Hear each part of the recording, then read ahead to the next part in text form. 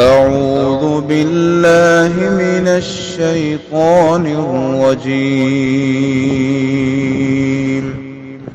بسم الله الرحمن الرحيم. السلام علیکم ورحمۃ اللہ وبرکاتہ۔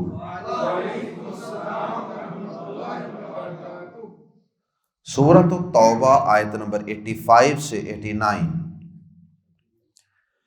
ان الحمد للہ والصلاة والسلام علی رسول اللہ اما بعد۔ اعوذ باللہ السمیع العلیم من الشیطان الرجیم من ہمزہ ونفخہ ونفثہ ولا تعجبک اموالہم واولادہم انما یرید اللہ ان یعذبہم بہا فی الدنیا انما یرید اللہ ان یعذبہم بہا فی الدنیا وتزہق انفسہم وہم کافرون۔ وَإِذَا أُنزِلَتْ سُورَةٌ أَنْ آمِنُوا بِاللَّهِ وَجَاهِدُوا مَعَ رَسُولِهِ اسْتَأْذَنَكَ أُولُو الطَّوْلِ مِنْهُمْ وَقَالُوا ذَرْنَا نَكُنْ مَعَ الْقَائِدِينَ رضوا بأن يكونوا مع الخوالف وطبع على قلوبهم فهم لا يفقهون۔ لكن الرسول والذين آمنوا معه جاهدوا بأموالهم وأنفسهم وَأُولَئِكَ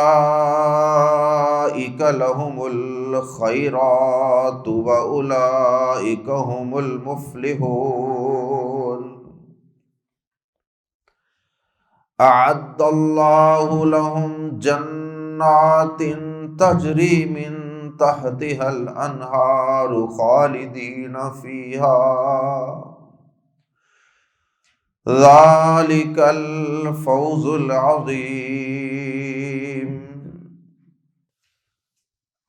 اللہ رب العزت نے آیات زیر تفسیر میں جہاد سے پیچھے رہ جانے والے منافقین کی مذمت فرمائی ہے اور جہاد سے پیچھے رہ جانے کے اسباب اور اس کے نقصانات کا تذکرہ فرمایا، اور پھر آخری دو آیات میں اللہ رب العزت نے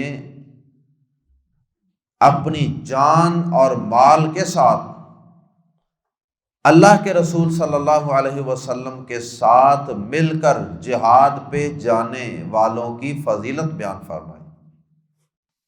تصویر کے دونوں رخ اللہ رب العزت نے واضح کر دیے، اور عام طور پہ انسان کے اندر مال کی محبت، اولاد کی محبت اور دنیا کی زندگی کی رنگینیاں، یہ دنیا کے مال و دولت کی چمک دمک، یہ انسان میں عام طور پہ بزدلی پیدا کرتی ہے۔ جو انسان دنیا سے جس قدر زیادہ محبت کرے گا اتنا ہی زیادہ وہ موت سے ڈرے گا، اتنا ہی زیادہ وہ جہاد پہ جانے سے گریز کرے گا، اور ان دو چیزوں کی محبت ہی بنیاد بنتی ہے نفاق کا۔ اس لیے سب سے پہلی آیت کریمہ میں تو اللہ رب العزت نے ایمان والوں کو یہ بات سمجھائی کہ ان منافقین کے مال و دولت اور دنیا کی زندگی کی چمک دمک تمہیں کسی تعجب اور کسی حیرت میں نہ ڈالے۔ کہیں تم پریشان نہ ہو جانا کہ یہ تو منافق ہیں، یہ تو اللہ اور اس کے رسول کے ساتھ مخلص بھی نہیں ہیں، تو پھر بھی ان کو اتنا دنیا کا مال اولاد اللہ نے عطا کر دیا ہے۔ نہ، ایسا نہ کرنا، ان چیزوں کی طرف للچائی ہوئی آنکھوں سے مت دیکھنا۔ یہ مال اور یہ اولاد جو اللہ کا احسان ہے، اللہ کی نعمتیں ہیں، ان کے نفاق اور ان کے کفر کی وجہ سے یہی اولاد اور یہی مال ان منافقوں کے لیے دنیا اور آخرت میں حسرت و ندامت کا سبب بن جائے گا، یہی چیزیں ان کی ذلت و رسوائی کا سبب بن جائیں گی۔ اس لیے اے مسلمانوں، اللہ پاک نے ان کو یہ سارا کچھ جو دیا ہے نا، یہ ان کی آزمائش کے لیے ہے، اور پھر اللہ پاک انہی چیزوں کو جن سے یہ ساری زندگی محبت کرتے رہے، انہی چیزوں کو اللہ پاک ان کے لیے باعث حسرت و افسوس بنا دے۔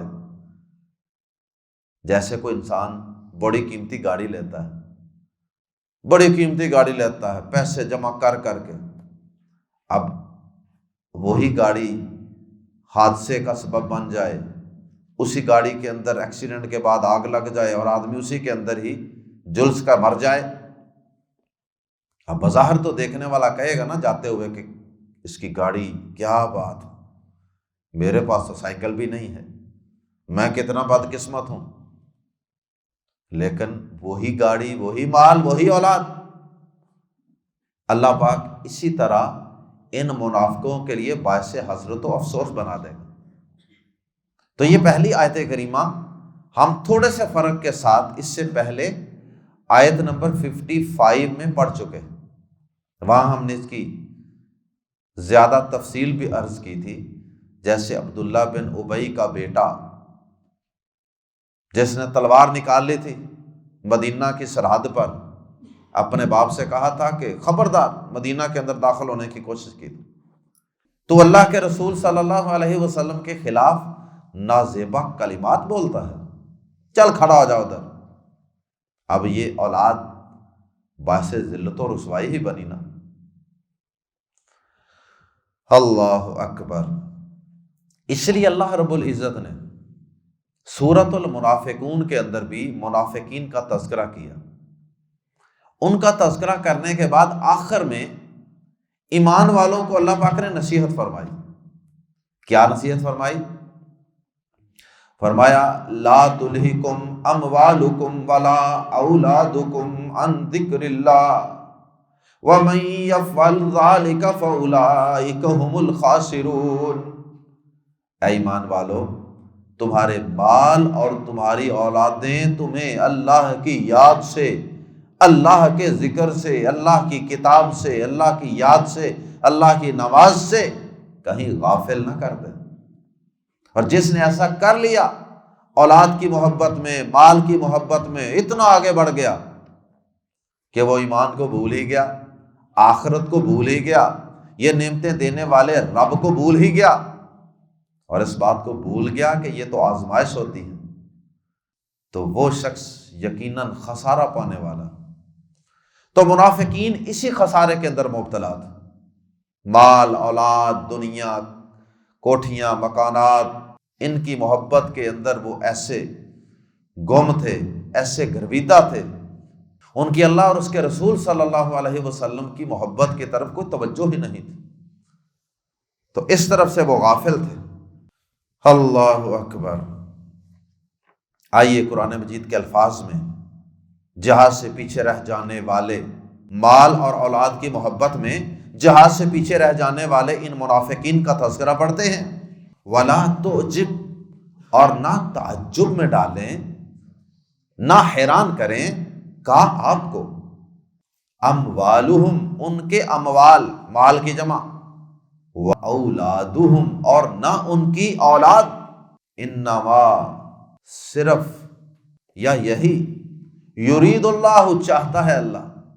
انما کو کہتے ہیں کلمہ حسر، جس کا معنی ہوتا ہے ہی یا صرف، اونلی۔ انما یرید اللہ، اللہ تو صرف یہ چاہتا ہے ان یعذب، کہ وہ عذاب دے، ہم انہیں، بھی ذریعے، سبب سے، ذریعے سے، ان چیزوں کے، کی ضمیر لوٹ رہی ہے پیچھے اموال، اولاد وغیرہ کا جو ذکر ہے، انما یرید اللہ ان یعذبہم بہا فی الدنیا، دنیا میں اللہ تو یہی چاہتا ہے کہ انہیں ان کے ذریعے، ان چیزوں کے ذریعے دنیا میں سزا دے، وتزہق، اور نکل جائیں، انفسہم، ان کی جانیں، وتزہق انفسہم، اور ان کی جانیں ان کے جسم سے پرواز کر جائیں، وہ اس حال میں کہ ہم وہ کافرون، کافر ہی ہوں۔ اللہ پاک کا ایک قاعدہ قانون ہے کہ اللہ پاک انسان کو دنیا کی نعمتوں سے نوازتا ہے، لیکن انسان جب ان نعمتوں کو ایک حد سے بڑھ کر چاہنے لگ جائے اور ان کا مس یوز کرنے لگ جائے، اللہ کی نافرمانی کے لیے استعمال کرنے لگ جائے، تو پھر اللہ پاک انہی نعمتوں کو، انہی رحمتوں کو زحمت بنا دیتا ہے، اور پھر اللہ پاک انسان کی رسی دراز کرتا ہے۔ پھر اللہ پاک فوری طور پہ مال نہیں چھین لیتا، بلکہ اللہ پاک وہ نعمتیں بہت زیادہ بڑھا دیتا ہے، اور پھر چونکہ وہ انسان ان نعمتوں کی وجہ سے ہی اللہ کا باغی بنا ہوتا ہے، اس لیے جب وہ نعمتوں کی فراوانیاں آتی ہیں وہ اور زیادہ باغی بن جاتا ہے، تو پھر اللہ پاک ایک ہی دفعہ گرفت فرماتے ہیں۔ تو یہ بات یہاں بیان کی جا رہی ہے کہ اللہ پاک چاہتا ہے کہ انہیں ان چیزوں کے ذریعے سے دنیا میں ہی سزا دے دے، اور ان کی جانیں اس حال میں نکلیں کہ وہ کافر ہی ہوں، یعنی اب اللہ پاک نے ان کے دلوں پر مہریں لگا دی، اب وہ کفر کی حالت میں مریں گے، اور یہ چیزیں ان کے لیے سکون کا، اطمینان کا باعث نہیں بنے گی، اولاد اور مال، بلکہ الٹا ان کے لیے وبال جان بن جائیں گے۔ تفصیل اس سے پہلے آیت نمبر 55 میں گزر چکی ہے۔ وَإِذَا، اور جب، پہلے مسلمانوں کو نصیحت فرمائی تھوڑی سی، اس کے بعد پھر ان منافقین کے اعمال بد کا تذکرہ اور ان کی ذہنی حالت کا تذکرہ، جہاد سے پیچھے رہ جانے کا تذکرہ۔ وَإِذَا، اور جب، انزلت، اتاری جاتی ہے، فعل مجہول ہے، سورتن، کوئی سورت، سورت کیا ہوتی ہے؟ آیات کا ایک مجموعہ، جب ان پر آیات کا ایک مجموعہ اتارا جاتا ہے، یا ترجمہ کر سکتے ہیں جب ان پر کوئی سورت اتاری جاتی ہے۔ قرآن مجید کے اندر کئی صورتیں ہیں جو جہادی صورتیں ہیں، جیسے یہی سورت توبہ ہے۔ وَإِذَا أُنزِلَتْ سُورَةٌ، اور جب کوئی سورت اتاری جاتی ہے، کس بارے میں؟ ان کے آمنوا باللہ، ایمان لاؤ اللہ پر، وجاہدوا، اور جہاد کرو، مع رسولہ، اس کے رسول کے ساتھ۔ سورت اتار کے انہیں یہ کہا جاتا ہے کہ سب سے پہلے تو اپنا عقیدہ، ایمان درست کرو، تمہارا ویژن کلیئر ہونا چاہیے کہ لڑائی کرنی کس لیے؟ اللہ کی رضا کے لیے، اللہ کا کلمہ بلند کرنے کے لیے۔ اور پھر ساتھ ہی دوسری بات، اور جہاد کرو اس کے رسول کے ساتھ مل کر۔ استأذن، تو اجازت مانگتے ہیں، کہا آپ سے، کون مانگتے ہیں؟ کوئی معذور، کوئی تنگ دست، کوئی بیمار؟ نہیں، اگر تو یہ تنگ دست ہوتے، ان کے پاس سواریاں نہ ہوتی، ان کے پاس اسلحہ نہ ہوتا، ان کے پاس جہاد پہ، سفر پہ نکلنے کے لیے وسائل نہ ہوتے، تو چلو بات کو سمجھ میں آتی تھی کہ یہ اجازت مانگتے کہ اللہ کے رسول صلی اللہ علیہ وسلم ہمارے پاس کچھ نہیں ہے، کنگلے ہیں، کیسے نکلے جہاد پہ؟ تو اللہ پاک فرماتے ہیں کہ آپ سے اجازت مانگتے ہیں ان منافقین میں سے کون لوگ؟ اولو الطول، اولو والے، اور الطول دولت، وسعت، فراوانیاں، مال کی وسعت، ہر چیز کی فراوانیاں، مال و دولت کی وسعت والے، یا ترجمہ کر سکتے ہیں دولت والے، مال والے، وسعت والے، دولت مند، دوز آف ویلتھ. استأذنک اولو الطول، آپ سے اجازت طلب کرتے ہیں. استأذنہ کے شروع میں جو الف سین تا ہے نا، اس کے اندر مانگنے کا معنی ہے، تو آگے اذن ہے، اذن کا معنی اجازت. استأذنہ اجازت مانگتے ہیں کا آپ سے، اولو الطول دولت والے، منہم ان میں سے، جن کے پاس اچھے بھلے وسائل ہیں، جہاد پہ جانے میں کوئی رکاوٹ نہیں ہے، جہاد کے لیے چندہ دینے میں بھی کوئی مشکل نہیں ہے ان کو، لیکن یہ لوگ آپ سے اجازت مانگتے ہیں.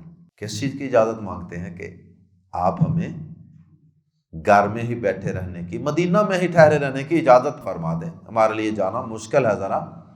وقالو، اور وہ کہتے ہیں، ذر چھوڑ دیجئے، ذر چھوڑ دے نہ ہمیں، وہ کہتے ہیں کہ ہمیں چھوڑ دے. نکن، ہم ہو جائیں، مع ساتھ القائدین، بیٹھے رہنے والوں کے. کہتے ہیں کہ ہمیں ادھر ہی چھوڑ دیں، آپ سے اجازت مانگنے کے لیے آتے ہیں کہ ہمیں آپ چھوڑ دیں، ساتھ نہ لے کے جائیں، ہمارا نام جہاد پہ جانے والوں کی لسٹ سے کاٹ دیں، اور ہم جو پیچھے رہنے والے لوگ ہیں نا، عورتیں، معذور، انتہائی بوڑھے لوگ، بس ان کے ساتھ ہم بیٹھے رہیں. رضو، وہ راضی ہو گئے، بازربی پر، کس پر؟ این یکونو، ان کے یکونو وہ ہو جائیں، مع الخوالف پیچھے رہنے والی عورتوں کے ساتھ. خوالف، خالفت ان کی جمع ہے، خالف پیچھے رہنے والا، اور خالفتن گول تا کے ساتھ پیچھے رہ جانے والی عورت، اور اس کی جمع الخوالف پیچھے رہ جانے والی عورتیں. اللہ پاک فرماتے ہیں کہ جہاد پہ نہ جانے کی وجہ سے ان میں ایسی بزدلی پیدا ہو گئی ہے کہ ان کو کوئی غیرت نام کی چیز، کوئی شرم، کوئی عار، کوئی شرمندگی، کہ مدینہ میں تو صرف عورتیں ہیں یا بچے ہیں، سب لوگ ہی جا رہے ہیں، تو ہم ان عورتوں کے ساتھ رہ رہے ہیں، اس پہ انہیں کوئی شرمندگی نہیں، بلکہ وہ خوش ہیں. رضو بأن یکونوا مع الخوالف، اور وہ اس پر راضی ہو گئے کہ پیچھے رہنے والی عورتوں کے ساتھ رہ جائیں. وطوبیا، اور مہر لگا دی گئی، یہ بھی فعل مجہول ہے، طبع کا مجہول ہے طوبیا، قاتلہ سے قتلا، ناصرہ اس نے مدد کی، نوصرہ اس کی مدد کی گئی، قاتلہ اس نے قتل کیا، قتلا اسے قتل کیا گیا.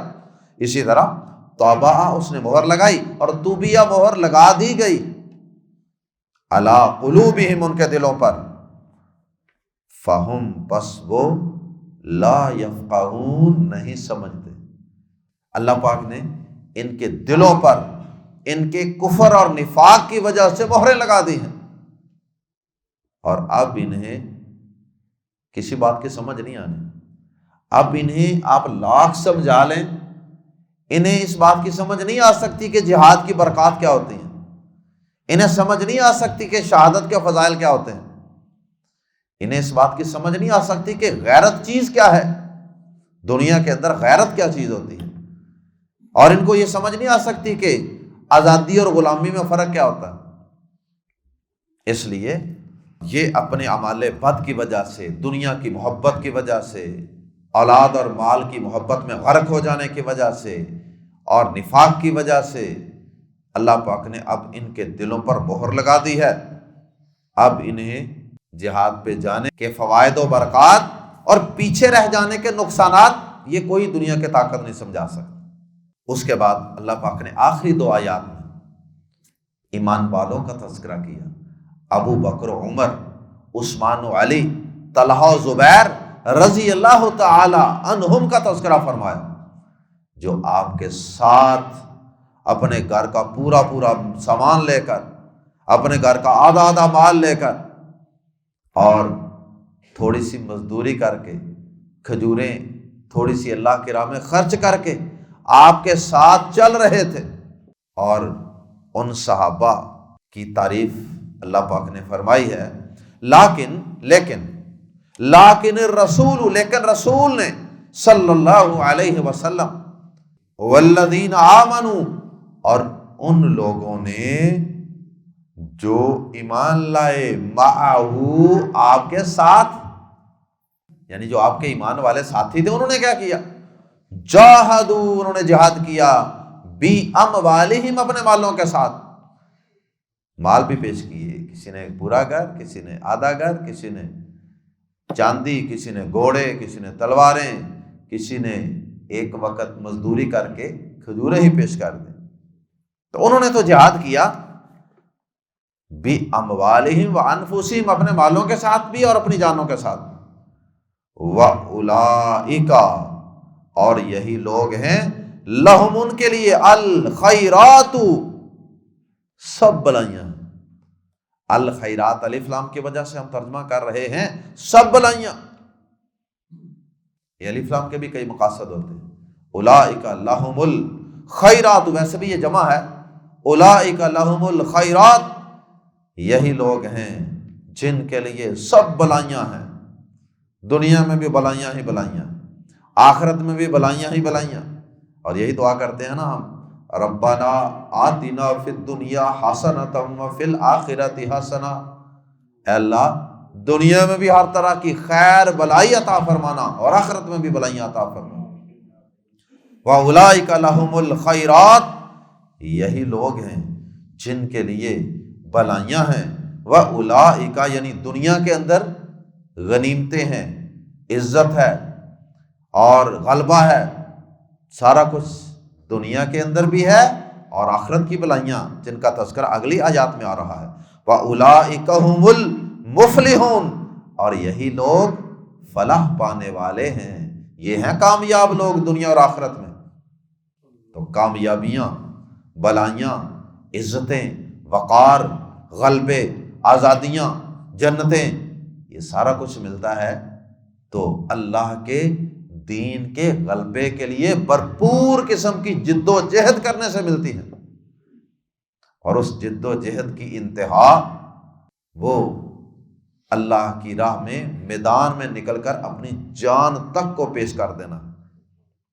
تو جہاد میں انسان ڈائریکٹ نہیں پہنچ جاتا، پہلے یہاں ایک تڑپ انسان کے اندر ہونی چاہیے۔ جہاد پہ جانے والے شخص کے اندر اصل میں ایک تڑپ ہوتی ہے، ایک لگن ہوتی ہے، ایک جستجو ہوتی ہے، کیا؟ لِتَكُونَ كَلِمَةُ اللَّهِ هِيَ الْعُلْيَا، کہ اللہ کا کلمہ، اللہ کا کلمہ، کلمہ توحید، اللہ کا دین دنیا میں بلند ہو جائے، یہ تڑپ ہے، یہ مقصد ہے جہاد پہ جانے کا۔ اس کے لیے ایک مومن اپنی جان تک بھی لوٹانی پڑے تو لوٹا دیتا ہے۔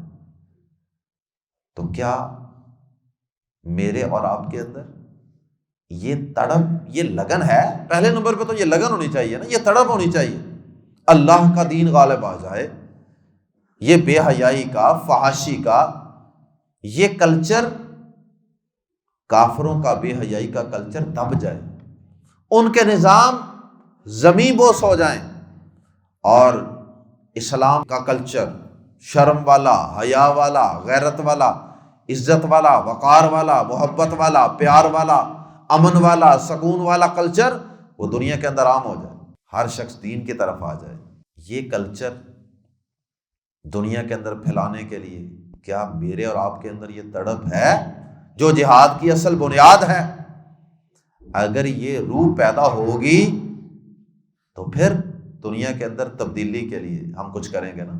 تو پہلے نمبر پہ تو اپنے گھروں میں، اپنی فیکٹریوں میں، کارخانوں میں، تعلیمی اداروں میں، اسکولز، کالجز، یونیورسٹیز میں، جہاں جہاں بھی ہم ہیں، ہمارے اندر ایک تڑپ ہونی چاہیے، ایک لگن ہونی چاہیے، ہر وقت لوگ اللہ کے دین کی طرف آ جائیں، اس دنیا سے، اس زمین سے بے حیائی ختم ہو جائے، کفر شرک مٹ جائے، اللہ کی توحید کا بول بالا ہو جائے۔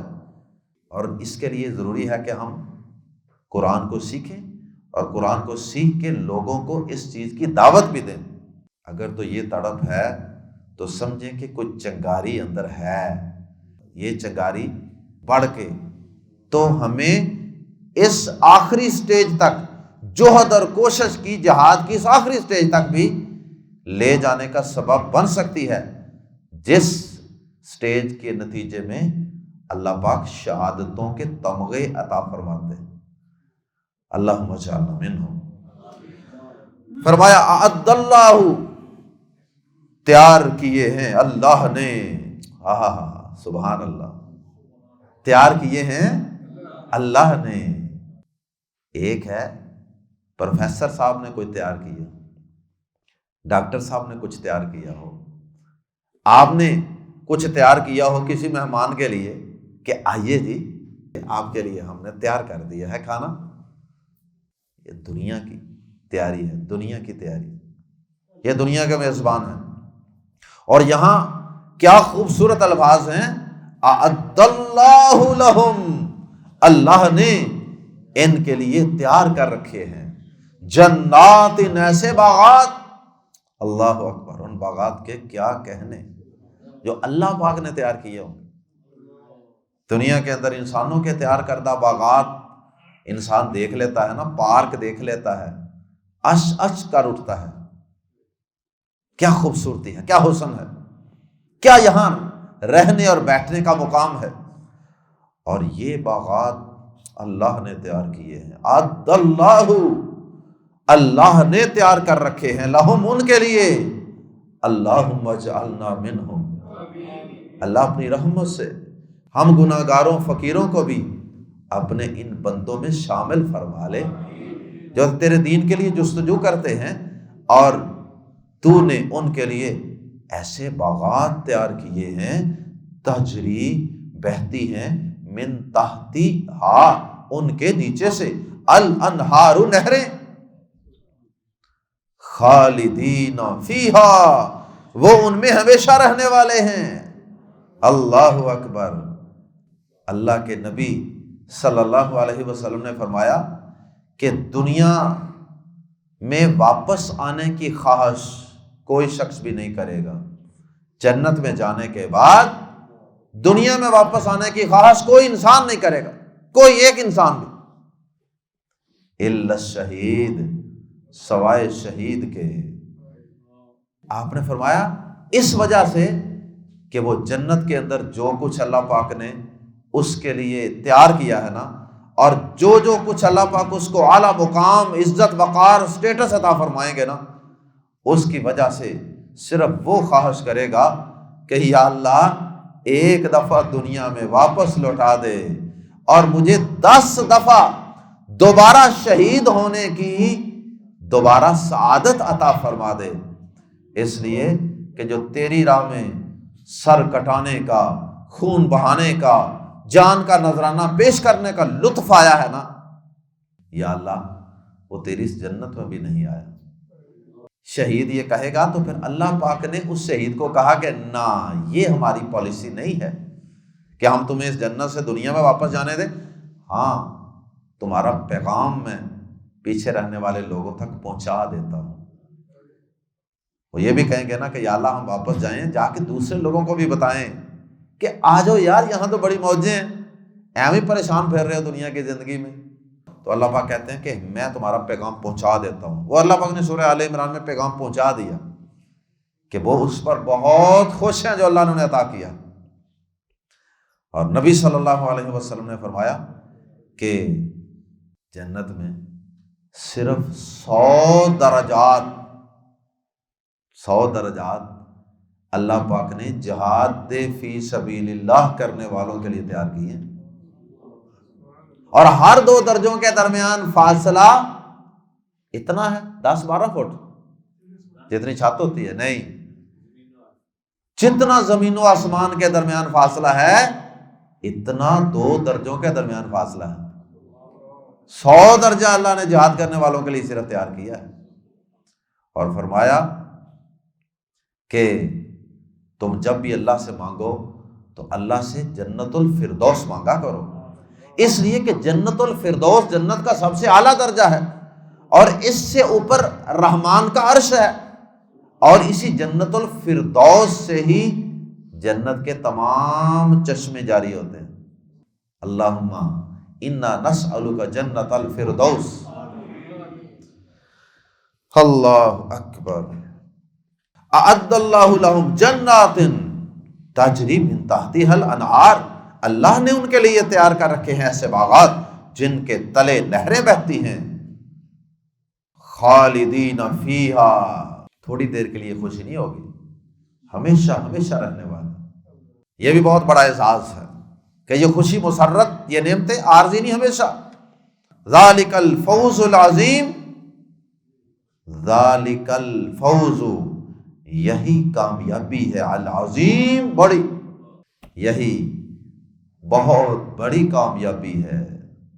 اللہ ہم سب کو یہ کامیابی عطا فرما دے، اللہ ہم سب سے راضی ہو جائے، اللہ ہم سب کو اپنی جان اور مال کو اپنے دین کے غلبے کے لیے، اپنی صلاحیتوں کو، اپنے وقت کو، اپنی جوانی کو، اپنے بڑھاپے کو، اپنی جان مال، اپنا علم، صلاحیتیں، ہر چیز کو اللہ اپنے دین کی سربلندی کے لیے، دین کے غلبے کے لیے پیش کرنے کی توفیق عطا فرما دے۔